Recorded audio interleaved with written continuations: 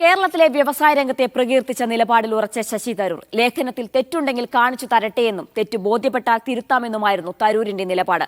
അതേസമയം കടുത്ത അതൃപ്തിയിലാണ് തരൂരിനെതിരെ കോൺഗ്രസ് നേതാക്കൾ പ്രതികരിച്ചത്. UDF നേതൃത്വം ഒന്നടങ്കം തനിക്കെതിരെ തിരിഞ്ഞിട്ടും നിലപാടിൽ ഉറച്ചു നിൽക്കുകയാണ് ശശി തരൂർ. സർക്കാർ നല്ലത് ചെയ്താൽ അംഗീകരിക്കണമെന്ന് ശശി തരൂർ ആവർത്തിച്ചു.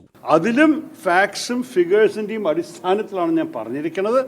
അത് അഥവാ ആൾക്കാർക്ക് ഇഷ്ടമില്ലെങ്കിൽ അവർ വേറെ ഫാക്ട്സ് ഇറക്കിയാൽ ഞാനത് കേൾക്കാൻ തയ്യാറാണ്. ഞാൻ രാഷ്ട്രീയമോ പാർട്ടി പോളിറ്റിക്സ് അല്ല പറഞ്ഞിരിക്കുന്നത്. കേരളത്തിന്റെ സാമ്പത്തിക രംഗത്തെക്കുറിച്ച് മുഴുവനായി പറഞ്ഞതല്ല.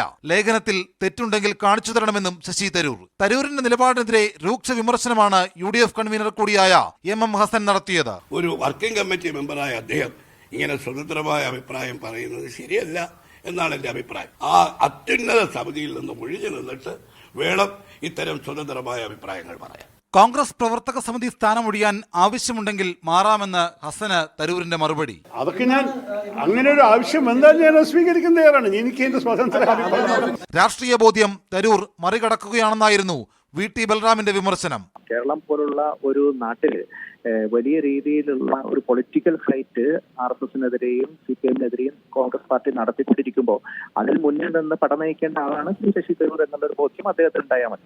ശശി തരൂർ നിലപാടിൽ ഉറച്ചു നിന്നതോടെ UDF നേതൃത്വവും വെട്ടിലായി. തരൂരിനെതിരെ ദേശീയ നേതൃത്വം നടപടിയെടുക്കണമെന്ന ആവശ്യവും നേതാക്കൾക്കിടയിൽ ഉയർന്നിട്ടുണ്ട്.